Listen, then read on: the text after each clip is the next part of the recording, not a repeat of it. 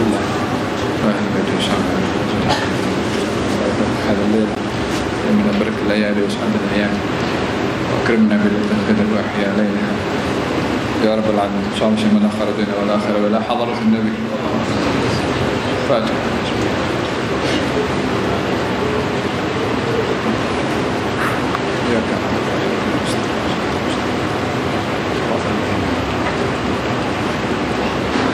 واحد يقرأ بسم الله.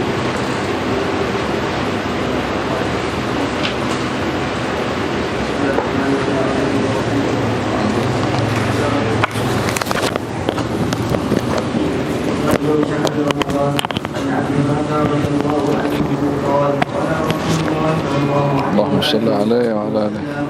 من صام رمضان إيمانا واحتسابا غفر له ما تقدم من ذنبه ومن قام رمضان غفر له ما تقدم من ذنبه ومن قام ليلة القدر غفر له ما تقدم من ذنبه. رواه البخاري ومسلم. وزاد الإمام النسائي في روايته وما تأخر وقد أخرجها أيضا الإمام أحمد والمالك. معنى إيمانا أي تصديقا بمشروعيته واحتسابا أي فعله محتسبا وعمله لله تعالى لا يقصد به غيره. وهذا يدل على تكفير الذنوب المتقدمة للعبد وعليه أن يستأنف العمل من جديد في صفحة بيضاء تبديه. ولهذا ورد عن نقية بيضاء نقية نقية. ولهذا ورد عن أم المؤمنين أم سلمة رضي الله عنها أن رسول الله صلى الله عليه وآله وصحبه وسلم ذكر رمضان بفضله على الشهور فقال من قام رمضان إيمانا واحتسابا خرج من ذنوبه كاليوم ولدته أمه. رواه النسائي. عن أبي هريرة رضي الله عنه قال قال رسول الله صلى الله عليه وآله وسلم إذا جاء رمضان فتحت أبواب الجنة وغلقت أبواب النار وصفدت الشياطين. رواه البخاري ومسلم. عن أبي هريرة رضي الله عنه عن رسول الله صلى الله عليه وآله وصحبه وسلم قال الصلوات الخمس والجمعة إلى جمعة ورمضان إلى رمضان كفارات ما بينهن إن تجتنبت الكبائر. رواه مسلم. عن أبي سعيد الخدري رضي الله عنه عن النبي صلى الله عليه وآله وصحبه وسلم قال من صام رمضان وعرف حدوده وتحفظ مما ينبغي له أن يتحفظ كفر ما قبله. رواه ابن حبان في صحيحه والبيهقي. نعم. بسم الله الرحمن الرحيم. الحمد لله والصلاة والسلام على سيدنا رسول الله محمد بن عبد الله وعلى آله وصحبه ومن والاه وبعد. Alhamdulillah, dalam majelis ilmu yang penuh dengan barakah di bulan Ramadan al-Mubarak, bila setiap amal perbuatan di bulan Ramadan itu dilipat gandakan, termasuk majelis ilmu pun juga dilipat gandakan. Dengan harapan ilmu yang kita dapat pun juga diberkati dengan keberkatan yang lebih oleh Allah Subhanahu wa taala kepada kita semua. Amin amin amin. Dalam beberapa hadis yang disebutkan tadi ada menyebutkan tentang pemberian Allah Subhanahu wa taala di bulan Ramadan berupa pengampunan yang pelbagai. Di antara keistimewaan bulan Ramadan adalah ghufranuz dzunub, pengampunan yang akan segala dosa. Dan Ramadan diberi nama Ramadan daripada kata ramdha itu yang panas, yang membakar. Dikatakan membakar karena panas, dan dikatakan ianya sebagai Ramadan yang panas karena membakar dosa. Maksudnya membakar dosa di sini menghapuskan dosa-dosa mereka yang berada di bulan Ramadan.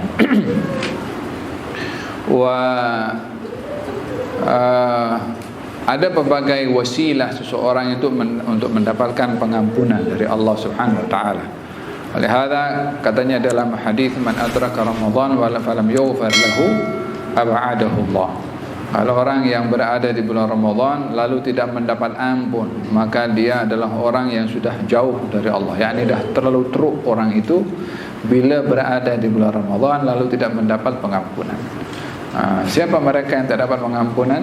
Di antaranya adalah orang yang berselisih, bermusuh sesama orang Islam, al-musyahid, atau man kana bainahu wa baina akhihi syahna, seorang yang dia antara dia dan saudaranya ada syahna, ada benci, ada hasad dengki, ada jealous, tak mahu menyambung silaturahim, tak mau bicara, tak mau bercakap, putus hubungan.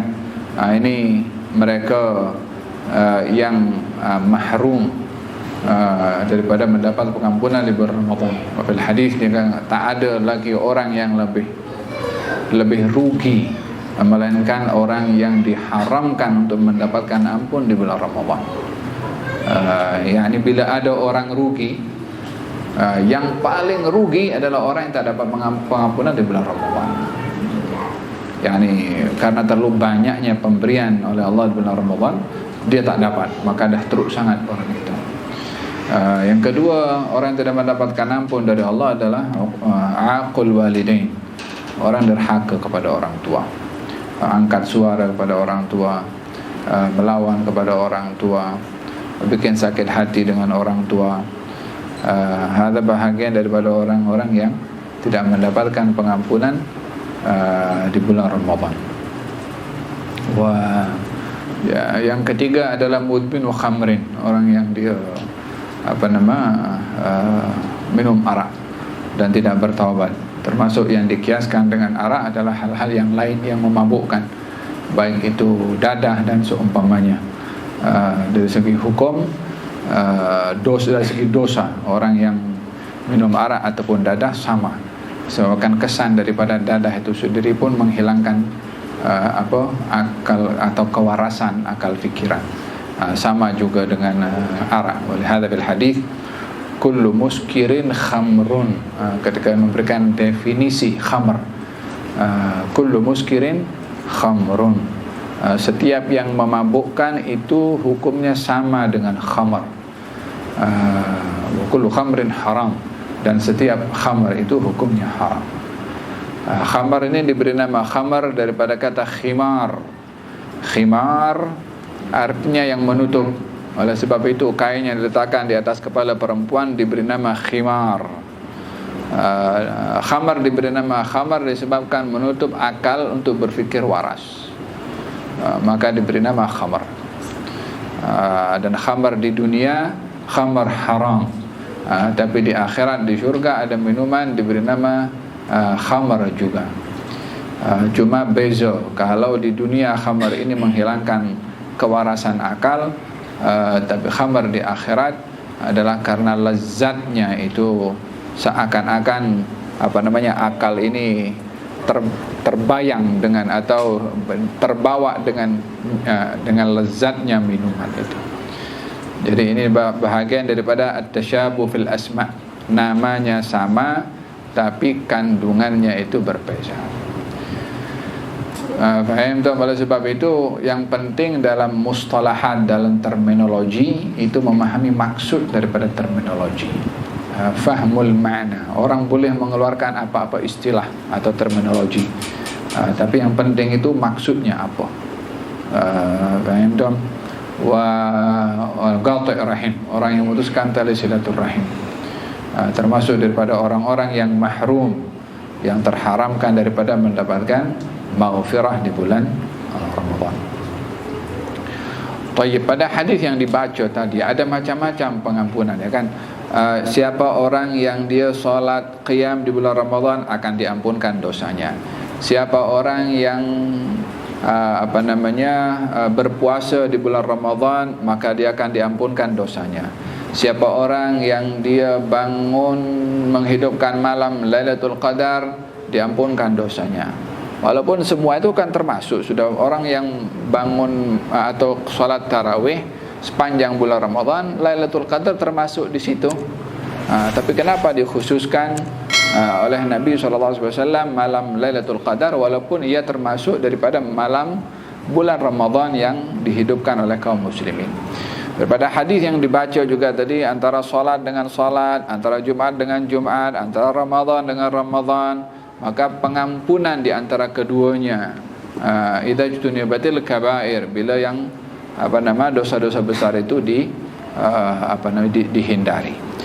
Jadi kenapa mesti ada perbezaan? Kalau kenapa tidak dikatakan bulan Ramadan dengan sampai bulan Ramadan diampunkan dosanya, maka termasuklah solat, antara dua solat termasuk, dua Jumat termasuk, ya kan? Karena sudah dapat Ramadan dan dapat Ramadan yang berikutnya, termasuk di situ antara dua solat atau satu hari solat 5 waktu, dan juga termasuk antara Jumat dengan Jumat. Apa hikmah diasingkan atau disebutkan secara berasingan oleh baginda Rasulullah SAW dalam bentuk pengampunan dosa itu, seperti mana dalam hadis yang dibaca tadi. Sebagaimana dijelaskan oleh Habib Umar dalam Rauhah, difahami di sini ada pengampunan dosa itu bergantung kepada macam-macamnya dosa. Yani al-maghfirah tatanawwa bitanawwu'il adz-dzunub wal ma'asi.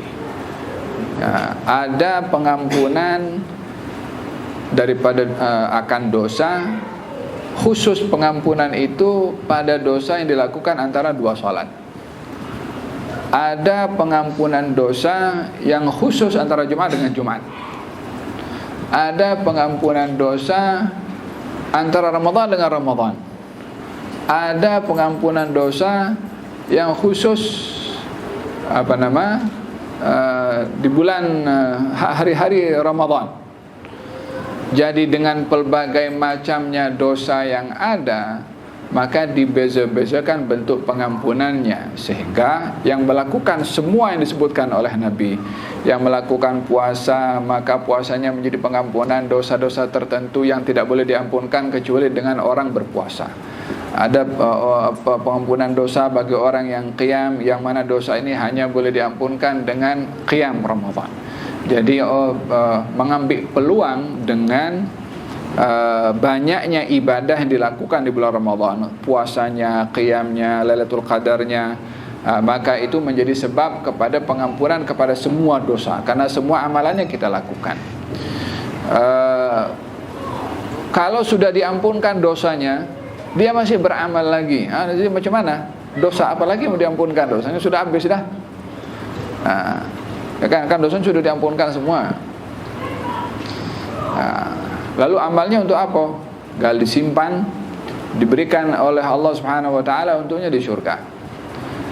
Atau pendapat yang kedua mengatakan bahwasanya pengampunan dosa ini kadang-kadang kepada orang yang kalau sudah habis dosanya karena diampunkan dosa keluarganya, istrinya atau anaknya atau zuriyahnya, jadi diberikan juga oleh Allah Subhanahu wa taala berupa pengampunan tersebut, walaupun dirinya sudah tidak ada lagi ada dosa, diampunkan, Allah masih berikan kepada keluarganya. Jadi diagihkan oleh Allah Subhanahu wa taala, dan ini adalah satu pemberian yang besar diberikan oleh Allah Subhanahu wa taala. Jadi pengampunan dosa itu ada kalanya orang yang beramal tadi, orang yang berbuat ibadah tadi, segala dosanya diampunkan oleh Allah, atau kalau tidak punya ada dosa disimpan oleh Allah, atau kalau tidak pun juga diberikan pengampunan itu kepada ahli keluarganya. Faham dong? Hada berkenaan dengan pengampunan dosa. Maka ulama pun ada berbeza pendapat. Adakah pengampunan dosa yang termasuk dosa kecil dan besar, atau dosa kecil sahaja? Jumhur daripada ulama mengatakan dosa kecil akan diampunkan oleh Allah Subhanahu wa taala. Tetapi bila sudah dosa-dosa kecil itu diampunkan karena kehebatannya puasa itu sendiri, maka ditanggung oleh Allah Subhanahu wa taala dengan amal ibadah puasa tersebut untuk diampunkan, termasuk juga dosa-dosa besarnya.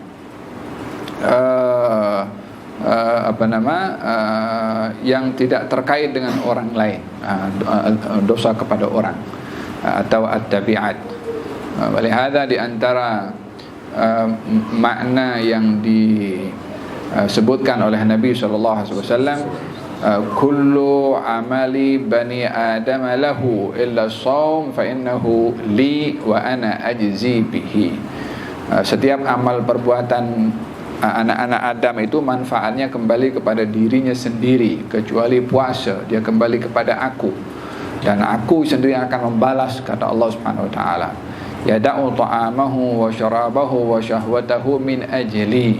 Orang berpuasa itu tinggalkan makan, minum dan syahwatnya karena aku. Maka aku sendiri yang akan balas kepada seorang itu. Ya kan, kita kalau sedang puasa kan, depan kita ada air sejuk, tengah lagi musim panas sekarang, fresh orange. Wala depan ada kambing guling, atau kambing guling, kambing sedap depan mata. Atau kita tengah duduk tengah tunggu buka puasa, asyhadu an la ilaha illallah, depan kita air sejuk, ada kopi, ada korma, kita tak ada seorang pun yang menjamah, padahal dalam keadaan lapar kita semua waktu itu, dah terburu-buru nak minum, dah nak basahi tekak ini. Apa sebab? Padahal dia boleh nak ambil di situ. Dia menghalang dirinya daripada makan dan minum walaupun tersedia kerana Allah Subhanahu wa taala. Maka kata Allah dalam hadis qudsi, puasa itu untuk aku yang akan balas.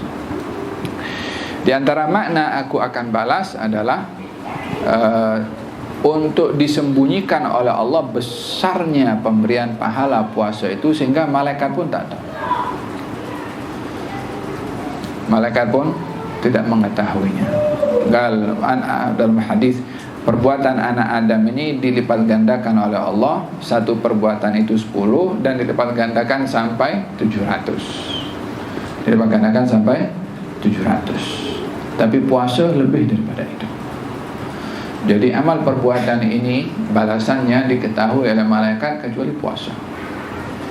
Hanya Allah Subhanahu wa taala yang mengetahuinya. Yang kedua,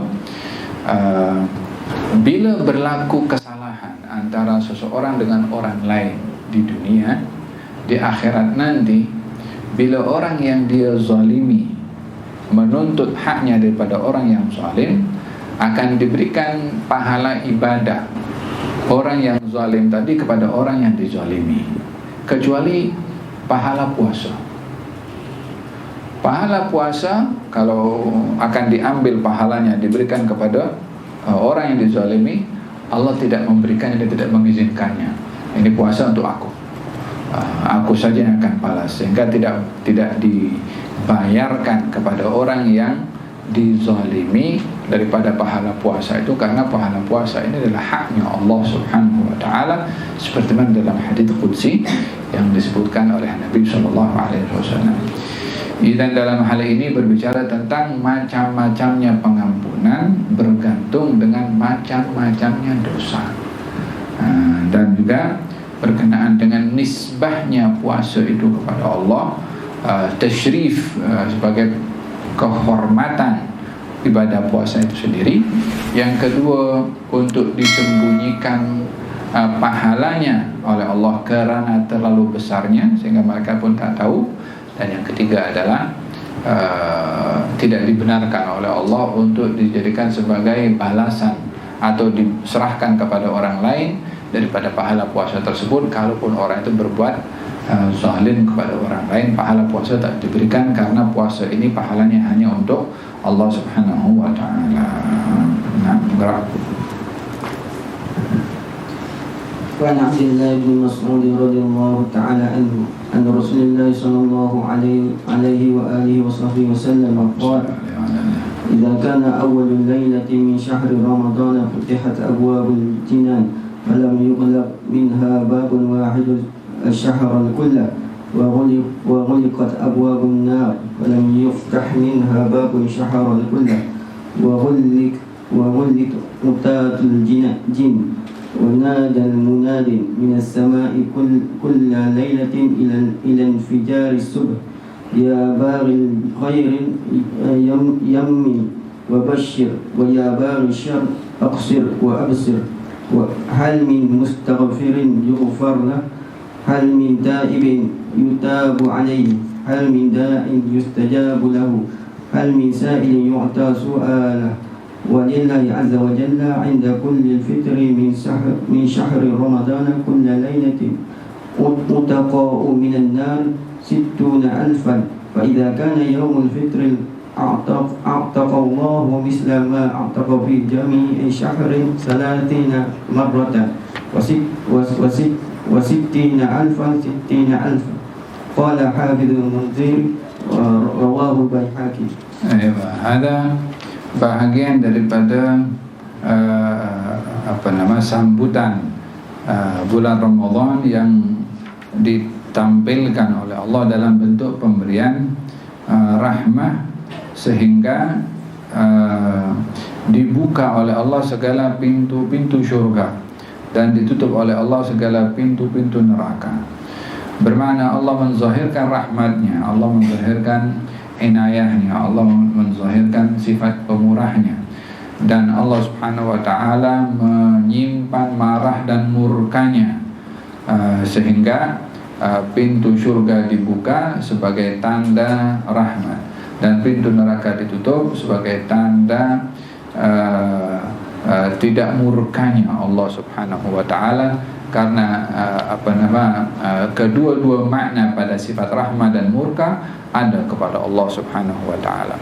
Oleh hadza di antara digalakan dibaca setiap bulan Ramadan adalah asyhadu an la ilaha illallah, astaghfirullah, nas'aluka al-jannata wa na'udzubika minan nar. Fastaghfiru fihi arba' khisal. Kata Nabi SAW dalam hadis, fastaghfiru fihi arba' khisal. Perbanyaklah kamu di bulan Ramadan dengan 4 perkara. Khaslatan yurdi bihima rabbukum. 2 perkara daripada 4 tadi menyebabkan Tuhan kamu ridha.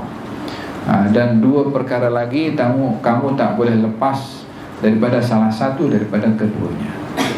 Adapun 2 perkara yang menyebabkan Allah ridha, asyhadu an la ilaha illallah, astaghfirullah.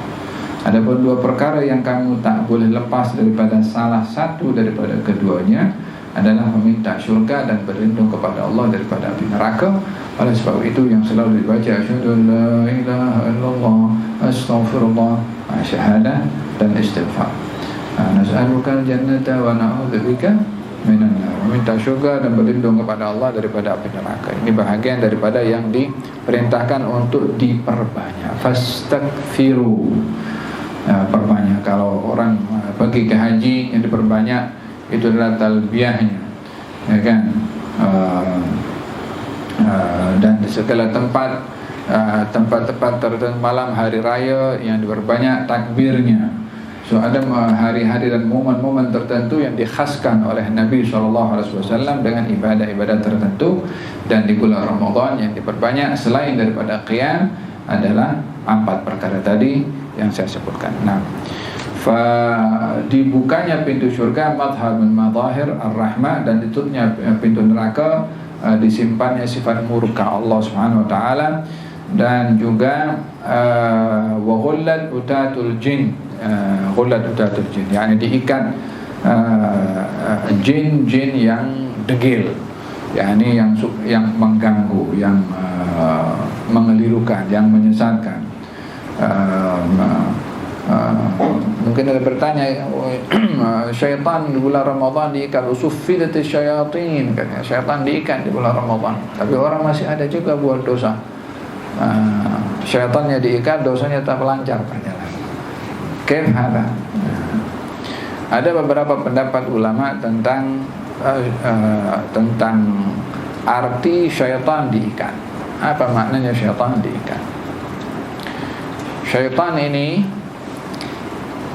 sifat kepada makhluk yang menyesatkan. Daripada syaitan al-idlal, menyesatkan. Dan di dalam Al-Quranul Karim Allah Subhanahu wa taala memberikan sifat syaitan kepada manusia dan juga jin. Jadi ada syaitan manusia, ada syaitan jin. Yang diikat syaitan jin. Syaitan manusia tak diikat. Walihada dalam Al-Quran Allah berfirman, wa kadzalika ja'alna likulli nabiyyin aduwan syayatin al-insi wal jinni yuhi ba'dhum ila ba'dhin zukhrufal qawli ghurura. Dan kami jadikan pada setiap nabi musuh bagi nabi itu. Siapa musuhnya? Syaitan daripada manusia dan jin. Sudah disebutkan di sini oleh Allah Subhanahu wa taala, syaitan daripada manusia dan juga daripada golongan al-jin. Ada berkenaan dengan syaitan manusia dan juga syaitan daripada al-jin, yang salah satu daripada keduanya yang diikat, yaitu syaitan daripada jin. Syaitan manusia tidak. Yang kedua, yang tidak diikat termasuk adalah syaitan qarin. Qarin ini syaitan yang tidak ada sesiapa yang dilahirkan, melainkan ada syaitan yang namanya qarin yang menemani kepada seseorang. Dan ini qarin tidak seperti syaitan-syaitan yang menyesatkan yang lain, akan bahayanya kepada manusia, lemah. Jadi di antara rahmatnya Allah kepada manusia, diikat syaitan-syaitan yang hebat-hebat nih, yang dia punya cara menyesatkannya kelas berat, supaya manusia tak mudah tergelincir, diganggu. Tinggal adalah syaitan manusia tadi saya katakan, atau juga syaitan dalam bentuk hawa nafsu. Syaitan dalam bentuk hawa nafsu ini tidak dapat dipisahkan karena ianya adalah bahagian daripada diri manusia itu sendiri. Qad aflaha man zakkaha wa qad khaba man dassaha. Kesan daripada tipu muslihatnya syaitan yang mengganggu kepada manusia. Lihat dalam Al-Quranul Karim, Allah Subhanahu wa taala ketika menceritakan tentang peranan syaitan ketika mengganggu kepada hawa nafsu. Galwatul alaihim naba abnai adam id qarraba qurbanan fatuqbila min ahadihima wa lam yutaqabbal minal akhar qala la aqtulannak qala la in basatta ilayya yadaka litaqtulani ma ana bibasatin yadi ilayka liaqtulak inni akhafullah. Diceritakan tentang Habil dan Qabil. Ketika yang satu ibadahnya diterima, yang satu tidak diterima, maka yang tidak diterima ibadahnya marah kepada saudaranya yang ibadahnya diterima. Ini permulaan hasad, dengki. Katanya, kalau kamu hulurkan tangan kamu untuk bunuh aku bunuh kamu. Kata Qabil, kata Habil, kalau kamu hulurkan tangan kamu bunuh aku tak akan hulurkan tangan aku untuk bunuh kamu. Di sini ada mabda, di sini bukan bermakna orang kalau ingin dibunuh kita serahkan dirinya seperti itu. Bukan. Kita diperintahkan untuk membela diri kita sendiri. Kalau orang itu mampu untuk melawan, untuk menjaga dirinya, maka dia mesti membela dirinya, karena bahagian membela diri itu bahagian daripada hak terhadap diri sendiri. Bila membela diri itu dia terbunuh, maka dia akan termasuk daripada golongan orang yang syahid. Di sini sikap Habil kepada Qabil bukan menyerahkan nyawanya untuk dibunuh, tetapi lebih kepada mengingatkan kepada si Qabil supaya tidak melakukan pembunuhan, karena dirinya tidak mahu melakukan pembunuhan kepada Qabil, walaupun Qabil ingin melakukan pembunuhan kepada Habil, disebabkan perbuatan pembunuhan itu satu dosa besar. Katanya, kalau kamu akan melakukan pembunuhan kepada saya tak akan bunuh kamu, karena pembunuhan itu adalah perbuatan dosa. Di sini dalam bentuk tazkir, mengingatkan kepada orang yang ingin melakukan dosa, kamu jangan buat. Kalau aku di posisi kamu aku tak akan buat, karena itu dosa besar. Diingatkan sekali lagi, inni uridu an tabu'a bi itsmi wa itsmik. Kamu melakukan perbuatan dosa itu, kamu akan tanggung dosa aku juga sekali aku bawakan kepada kamu. Ini diingatkan supaya jangan melakukan perbuatan yang dia akan menanggung kerugian. Walhasil pada ayat itu, setelah diingatkan oleh Habil kepada Qabil, Qabil ini pikir balik, ya, takkan aku nak bunuh aku punya saudara. Fatawwa'at lahu nafsuhu, hawa nafsunya paksa dia untuk taat. Hawa nafsu itu dia tak boleh buat apa-apa kecuali hanya berbisik saja. Yang melakukan pembunuhan bukan hawa nafsu, tangannya si Qabil yang bunuh, tapi tindakan tangan membunuh itu berpunca daripada paksaan hawa nafsu.